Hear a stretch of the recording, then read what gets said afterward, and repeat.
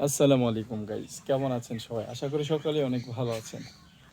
তো আমাদের বাঞ্ছারামপুর উপজেলায় পানি গতবারের চেয়ে অনেক বেশি উঠে গেছে। দেখেন, আজকে অনেক পানি বাড়ছে। গতকালকে এই গাছের গোড়া পর্যন্ত পানি ছিল, তো এবার এই গোড়া ভেদ করে এই উপরে চলে আসছে পানি।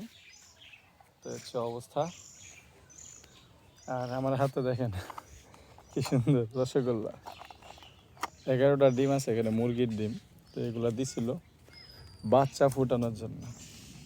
তো আজকে 1 মাস প্লাস হয়ে গেছে। এই বেটা বইসে আছে এলাকাতে, মানে নিজের জায়গা থেকে ছোটে না, বাইরে না। খাওয়ান যখন দরকার হয় তখন টুক করে বাইরে খাওয়া দাওয়া করে আবার চলে যায়।